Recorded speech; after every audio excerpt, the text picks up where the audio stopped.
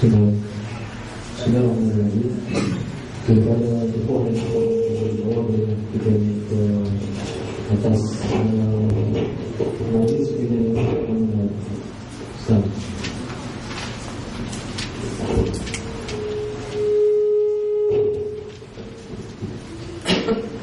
Bismillahirrahmanirrahim.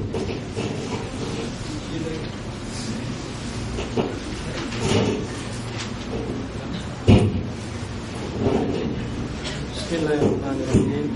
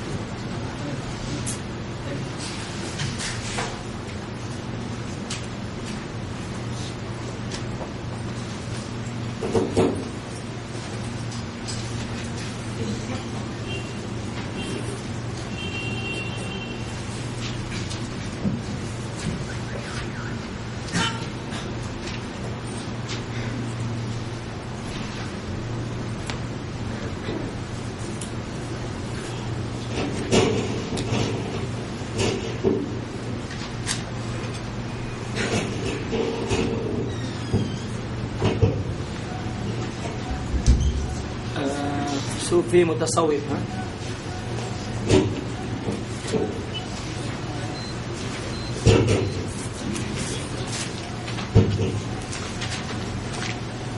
Sufi mutasawwif.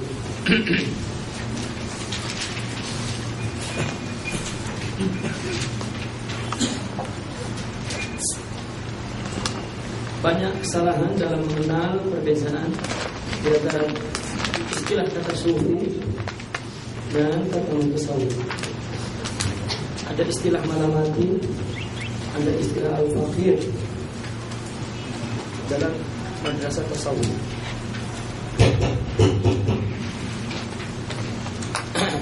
Sebelum itu kita mengenal peringkat orang Islam dalam pandangan tasawuf. Tasawuf memandang orang berdasarkan perbedaan derajat rohani. Ini terdiri dari 3 golongan. Pembagian manusia kepada 3 ini bukan sesuatu yang bid'ah, artinya baru. Semua madrasah yang 3 tadi selalu memandang perbedaan orang berperingkat-peringkat. Contohnya fuqaha memandang orang menjadi 3. Pertama amatun nas, kedua talibul ilm, ketiga alim mujtahid.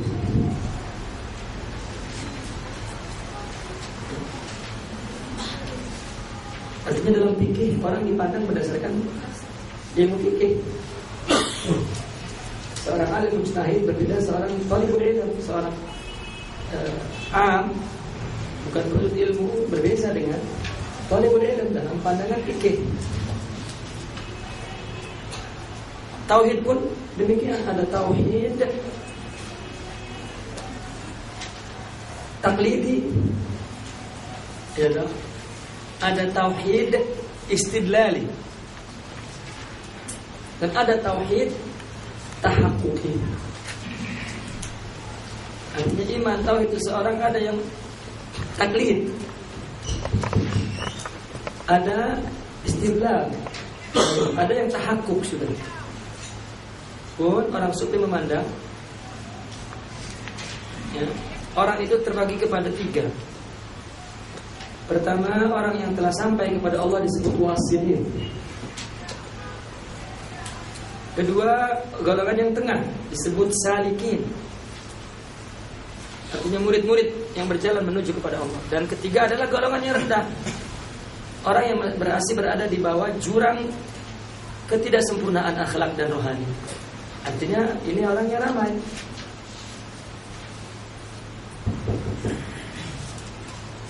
Seorang sufi murabbi didatangi orang bukan ahli ilm dan amatun nas, maka tidak diterbiahnya seperti didatangi oleh orang yang talibul ilm. Berbeda.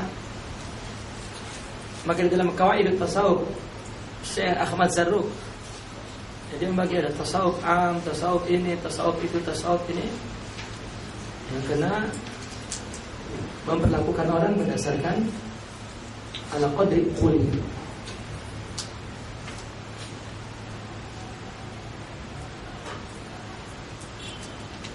Allah dalam Al-Quran menyebut 3 golongan ini dengan istilah as-sabiqun,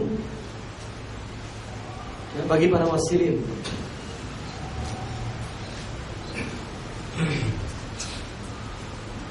Atau disebut al-muqarrabun, orang wasil itu. Yang kedua adalah disebut ashabul yamin, adalah para salikin. Yang ketiga ashabus shimal, adalah orang-orang yang rendah.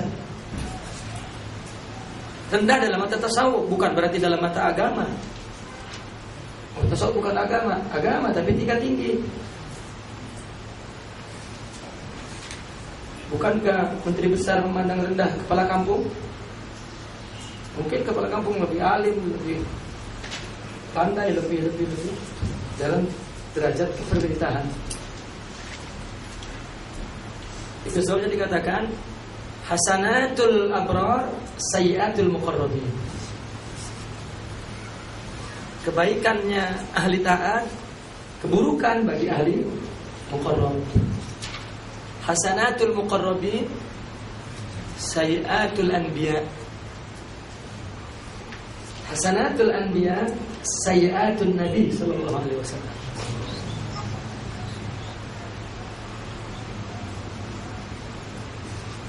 Nah, golongan wasilin ini adalah orang-orang yang sampai kepada Allah selain Nabi. Nabi keluar dari sini, Nabi tak ada mikyasnya, tak ada ukurannya. Selain Nabi, aulia. Ini ada 2 golongan.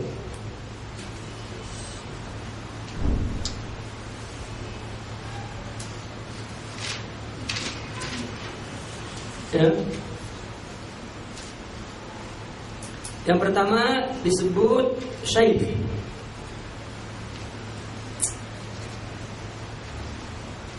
Dalam tasawuf tak semua orang disebut syaikh. Kita siapapun disebut syaikh. Saya pun disebut syaikh pula. Ya ana wala syaikh wala pirikh wala batatis wala ana khadim. Dalam tasawuf syaikh itu orang wasili. Ya, kalau istilah syekh dalam bahasa Arab, syekhul balad. Ada kusyari syaikh. Ya. Artinya kepala kampung disebut syekhul balad. Orang tua disebut syaikh, karena ajuz. Tapi syaikh di dalam tasawuf ini adalah gelaran untuk sufi. Ya. Sufi bukan mutasawwif. Seperti dalam fikih disebut faqih. Kita mutafaqih, orang yang belajar fikih. Tapi kalau alim mujtahid faqih. Kalau talibul ilm disebut mutafaqih. Begitu juga sufi yang usul disebut sufi. Jika murid salik adalah mutasawwif. Tapi kadang-kadang ini ahli faqih nih. Ini sekedar mujarrad, yakni nisbah saja. Ya, dia orang sufi. Artinya orang yang berintima kepada tasawuf. Tapi kalau murid adalah mutasawwif, tengah berusaha untuk menjadi sufi bertasawuf. Maka orang yang sufi ada yang disebut syekh, ya, dengan sebab dia ittiba kepada Nabi, akhirnya usul kepada Allah. Sudah berusul, diizinkan oleh Allah untuk berdakwah kepada manusia, untuk membawa kepada Allah. Maka golongan ini disebut orang-orang yang sempurna, kumal atau mukammal. Semuanya ini adalah karena inayah ajaliyah ilahiyah, bukan dibuat oleh orang, karena memang Allah telah menuliskan di sabaq ilmi, di zaman azaliyah, sebagai seorang yang usul sampai kepada Allah.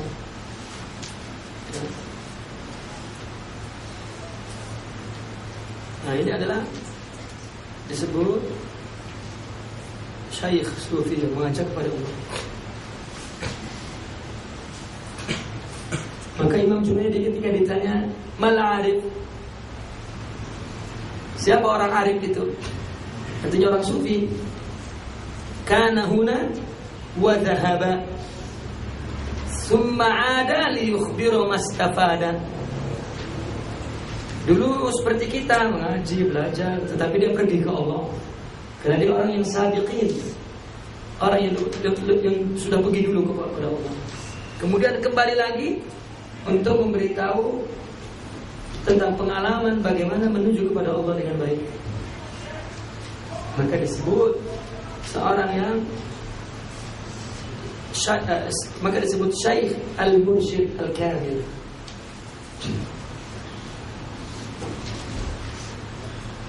Dia kumal atau mukammal, kamil ya.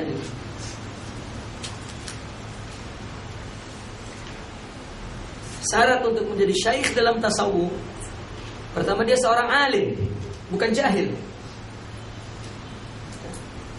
Syarat untuk menjadi seorang sufi, artinya syekh. Karena sufi terbagi dua, ada syekh, ada bukan syekh. Ya, tapi dua-duanya sufi. Maknanya syarat untuk menjadi syekh adalah yang pertama alim, bukan jahil. Alim bil kitab wa sunnah. Jika alim bil kitab wa sunnah, maknanya semua ulum syariah, mulai dari sharaf, nahwu, balaghah, adab, fikih, usul fikih, hadis, tafsir, ilmu tafsir, tauhid, ilmu tauhid, tasawuf dan ilmunya, bahkan thaqafah Islamiyah, sejarah, dan ilmu-ilmu thaqafah al-insaniyah, psikologi, sosiologi, biologi, fisiologi, dan logi-logi lain. Karena seorang syekh sufi adalah mengobati manusia, sedangkan manusia bermacam-macam penyakitnya. Kalau dia tidak punya ilmu, bukan nanti mengobati, malah menambah sakit. Orang sakit sebab pahaman ekonomi yang salah, pahaman politik yang salah, pahaman budaya yang salah, atau kena ilmu yang tak paham salah, atau kena amal yang tak tahu salah. Maknanya seorang syekh sufi kena mempunyai semua ilmu itu, bukan seperti katak dalam tempurung. Sufi bukan diambil dari betapa, bukan dari tapa di gua 50 tahun, 20 tahun lah. Itu wali untuk dirinya, bukan untuk membimbing orang membawa kepada Allah. Tiba-tiba keluar dari gua, mengaku bahwa dia telah menjadi wakil Tuhan dan dinobatkan menjadi Sultanul Aulia oleh Syekh Abdul Qadir Al-Jilani, bertemu Nabi Khidir dan menjadi wakil Nabi dan sebagainya. Loh, mana Al-Quran dan Hadis? Mana babu ta'lim? Mana babu tarbiyah? Kalau dia usul kena tapak, nanti nyuruh orang pun tapak pula. Bagaimana Anda usul tapak? Jadi tapak pula tapak juga. Tak baca tajwid, tak baca sharaf, tak baca nahwu, tak baca lughah Arabiyah, tak baca. Ya. Dan orang wali-wali nanti dijelaskan dalam wali. Karena seorang syekh setelah alim maka arif. Seorang syekh setelah alim syarat yang kedua arif, minal arifin. bukan minal musy'arifin, tapi minal arifin, laisa minal jahilin. Arif ma'rifah kepada tauhid, ilman wa kashfan wa dzauqa. Bukan hanya ilmu saja, mungkin orang profesor bagian tauhid tapi tidak bertauhid. Dihina orang dia marah, mencaci maki orang. Loh, katanya tauhid semua dari Allah. Maknanya tidak yazuk, tidak zauq, dan tidak kashf. Yang ketiga adalah seorang wali. Seorang wali belum tentu syekh, tapi syekh pasti wali. Ana lastu syekh, ana firikh. Karena syekh mesti alim, arif dan wali.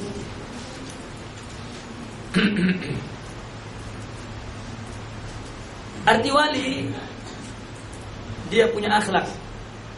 Artinya dia seorang yang khabir, paham tentang akhlak orang dan boleh mengajarkan orang.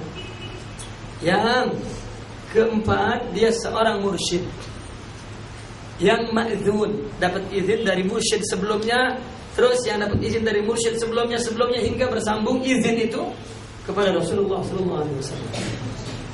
Bukan mengaku-ngaku menobatkan diri menjadi syekh. Ya, kena banyak minta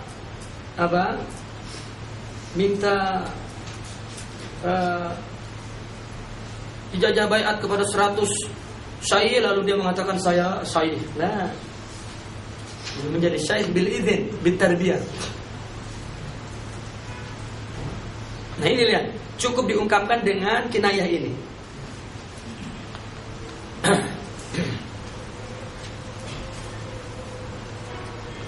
Dia adalah orang-orang yang telah mendapat karunia azaliyah, ilahiyah, pertolongan Allah sejak masa azali, yang telah menjahirkan mereka setelah tenggelam dalam jamak. Jamak ini bersama Allah dan lautan tauhid di dalam perut Hud al-fana, pendidikan rohani ke tepi taprikoh bersama manusia agar menunjukkan manusia kepada jalan keselamatan dan derajat kedekatan kepada Allah. Seorang murid yang dididik oleh syekhnya tak boleh melihat yang lain, terbiahnya saja. Karena umpama Nabi Yunus dimasukkan ke dalam perut ikan fana, ikan dimasukkan ke dalam perut ikan, maknanya tak kenal siapa-siapa sudah. Itu ditarbiah oleh Allah untuk dipanakkan dari selain Allah, dijamakkan kepada Allah saja, hanya bersama Allah saja. Bukankah tarbiyah itu adalah yang oleh syekh murid itu mau dijamakkan oleh Allah? Setelah sampai hadza rabbuk wassalam. Ya, karena seorang yang arif tadi adalah seorang yang kana huna, ditarbiyah dulu bersama kita mengaji biasa. Summa dzahab, dan dia sampai ke Allah. Wa'ada, dan kembali lagi ke kita. Liyukhbira mastafada, untuk memberitahu pengalaman bagaimana cara untuk menempuh kepada Allah. Artinya mentarbiyah, membawa makhluk kepada Allah. Berarti orang boleh kembali ke orang, ingin mengajak orang ke Allah, dakwah ke Allah setelah dia sampai ke Allah dan sebelumnya ditarbiyah.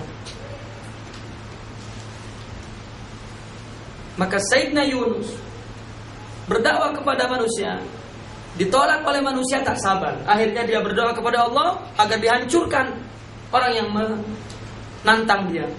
Kata Allah, jika aku hancurkan, kau pun ikut hancur, maka kau kena keluar. Singkat cerita, pergi naik perahu dan dilempar masuk ke perut ikan. Ini namanya tarbiyah. Kita masuk kepada madrasah tarbiyah, masuk ke perut ikan untuk dijamakkan kepada Allah. Setelah di perut ikan, kemudian dilemparkan ke tepi laut untuk dakwah kembali. Kita dilemparkan ke tepi manusia agar berdakwah, ke tepi dakwah, ke tepi farq. Istilah dalam tasawuf, farq wal jamak. Jamak adalah bersama Allah saja tanpa orang, dan farq adalah bersama orang. Ibadah jamak, ya, makan farq. Tetapi ada orang yang zahirnya jamak, hatinya tidak jamak. Ada orang yang zahirnya farq, artinya bukan ibadah tetapi bersama Allah. Jika di dalam farak jamak, bagaimana di jamak? Maka jamul jawami'. Ada jamak, ada farak. Ada orang farak fil jamak, ada jamak fil farak. Jika jamak fil farak dan jamak lagi jamak-jamak, maka jamul jawami'. Seorang syaikh adalah seorang sufi yang dulunya fana fi fana'il hud, yakni fi tarbiyah syaikh. Summa dilemparkan ke sahilul farak, ke tepi laut. Artinya farak bersama orang untuk berdakwah kepada Allah. Nah, jika orang sudah bersama Allah, melakukan apapun ya, dengan Allah. Orang jika berdakwah kepada Allah adalah kepada Allah, bukan berdakwah kepada dirinya, bukan berdakwah kepada mazhabnya, bukan berdakwah kepada partinya.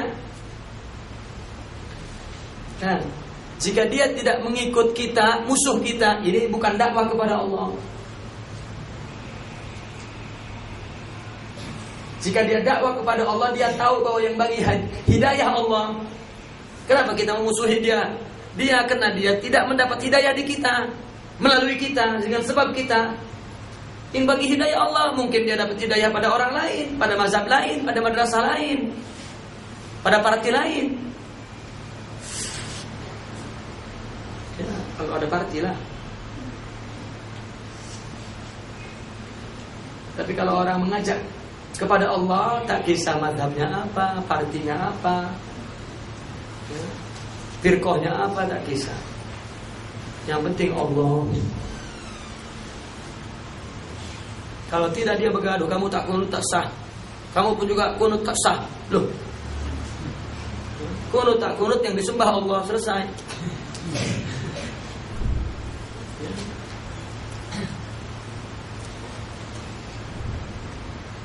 Tarawih 8 rakaat ke 23 rakaat, mana suka? Yang penting Allah.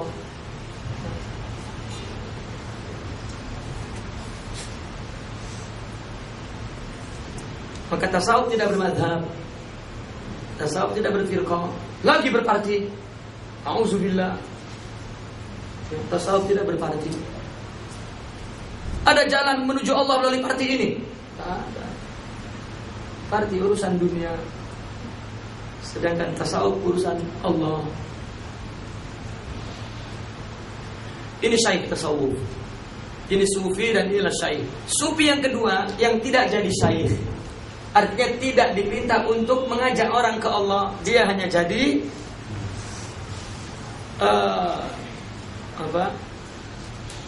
orang yang asyik dengan Allah saja. Ini disebut golongan mastur atau majdhub. Mereka adalah golongan yang setelah sampai derajat kesempurnaan, tapi tidak diizinkan dan tidak diperintahkan untuk berdakwah, irsyad, membimbing kepada Allah. Mereka kekal tenggelam dalam lautan jamak, tak pernah dilempar dari mulut ikan ke tepi laut untuk bersama orang. Dan mereka tidak dikenal dan tidak mengenalkan diri pada khalayak ramai, serta tidak menuju ke tepi tafriqah untuk berdakwah, tidak. Dan mereka hanya berada di dalam kubah ghirah, dekapan kecemburuan Allah. Tak boleh bersama siapa-siapa karena dia hanya ingin Allah saja. Buktinya Allah ingin dia hanya ingin Allah saja, tanda yang lain. Kadang-kadang orang seperti ini ditutup oleh Allah hanya sebagai petani saja, sehingga orang tak menyangka kalau dia waliullah, minal wasilin. Orang mengira tak ada harganya orang itu. Kenapa? Seorang petani. Coba kenapa Rasulullah SAW menyuruh Sayyidina Umar dan Sayyidina Ali bertemu kepada Uwais Al-Qarni untuk minta doa agar dia mendoakan umat. Maka ketika Sayyidina Umar menjadi Amirul Mukminin, minta dihantar oleh Sayyidina Ali untuk jumpa Uwais Al-Qarni. Dia pergi ke Yaman, tanya mana Uwais. Uwais siapa? Uwais Al-Qarni. Baru ada orang yang tanya Uwais Al-Qarni, karena dia seorang pengembala yang orang tak kira dia, yakni orang pengembala lah di kampung, hanya hari-hari di sawah. Siapa yang mau cari dia? Tiba-tiba ada orang yang datang dari Madinah, ya, datang.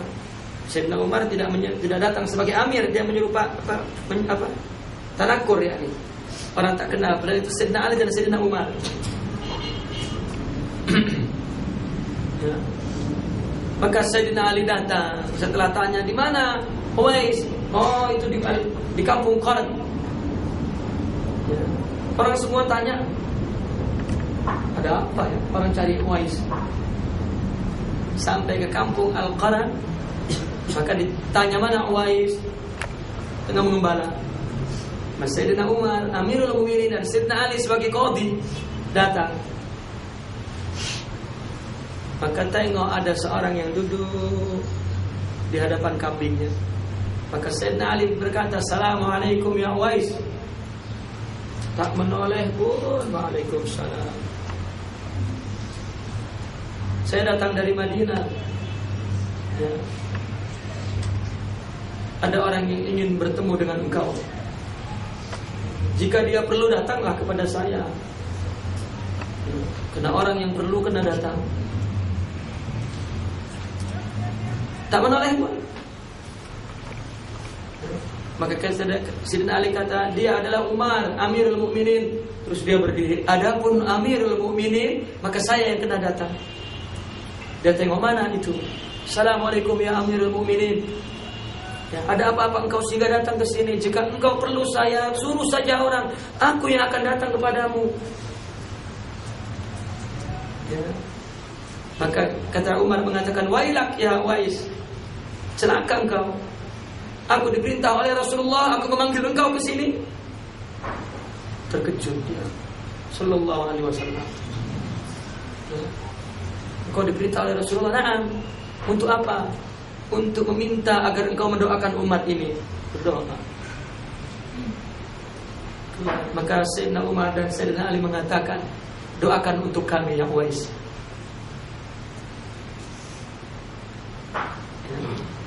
Orang menganggap zibala dia.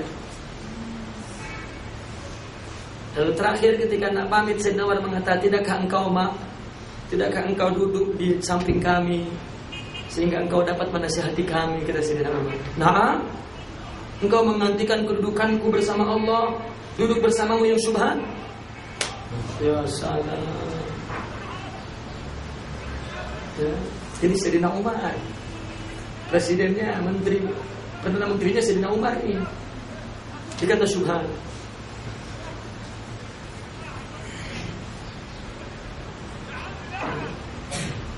Dan inilah golongan yang majdud, yang tampil ke hadapan orang, yang dikenal karomatnya, dan syai pun terbagi 3. Tak payah ini tak dijelaskan di sini. Ya. Ada yang wahid zamanu, ya. Ada yang minal masyhurin dan lain sebagainya. Baik. Nah, golongan majdub ini yang menjadi penghuni negeri Al-Hira, kekaguman tanpa batas. Dia lupa dengan yang lain karena jiwanya mengagungkan Allah ila ma la nihayatalah. Jadi tidak tertarik dengan apa-apa benda.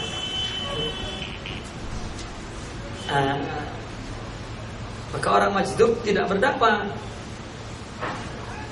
Baik, kalau sekarang selesai golongan sufi, wasirin. Sekarang golongan salikin. Golongan salikin ada 2.